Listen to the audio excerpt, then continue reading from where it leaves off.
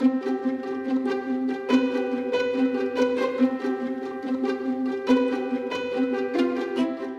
there, in this tutorial we're going to look at type, and then we'll look at bringing in new fonts from TypeKit, which is free as part of your Creative Cloud license. Let's go and do that now in After Effects. Okay, so let's put in our text, grab the type tool along here, the capital T. I'm going to, you can click and drag to get a box with like boundaries. Okay, so it gets to the edge, good for body text when you've got a lot of text to go in.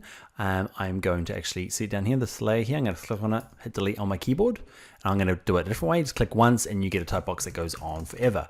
Mine is aligned center at the moment. Okay, so I'm going to go over here. We've got character and there's paragraph. If you can't see either of these, they're under window and there's character and there's paragraph. You'll need both of them working with type.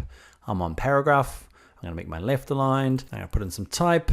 Okay, the value of sleep for creatives. Okay, so I'm going to put a return in just to break this up a little bit. I'm going to select it all, do some typey things. Okay, one's on Arial at the moment. I'm going to make mine all caps. Okay, and I'm going to go pick a font. Now under character here, we've got all the fonts that are on your machine.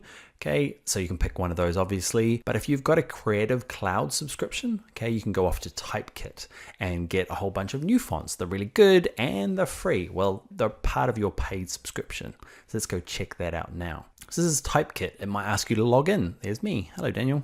Okay, and what you can do is go through and just pick a font. Okay, so there's lots of them. Go to the fonts drop down, okay, and you'll get lots of kind of examples of stuff. Go through and just pick the one you want. Over here are some helpful bits to say I want stuff that's good for headings. Okay, and it'll sort it out from there. Or so let's say I'm going to turn that off. I want ones that are serif fonts, which means they've got the little feet, okay, off all the edges. Okay, so you can go and hunt these down and switch them out. Hand fonts is hard to go and find. Okay, there's lots of other things you can go and do in here as well. One of the things you might consider is the width. Okay, sometimes it's nice to be working with a skinny font. Okay, because especially if you want, you've got a lot of copy to go into your infographic. Okay, it's just easier, or lots of numbers to go into your graphs. Okay, it's easy to fit in skinny type. You can fit a lot more digits in. Now, the one I'm going to use for this class is going to be Roboto. I'm going to bring in both Roboto and Roboto Slab.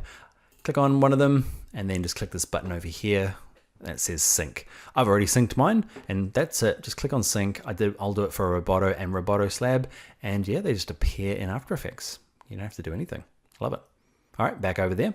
So with it selected, I'm going to go, you, my friend, are going to be Roboto. I'll use the slab version for this. Okay, and there's some different weights. Okay, but that's fine for me. I changed my mind. Don't like the slab. Cool. And still bold. There's even a black version. Ooh.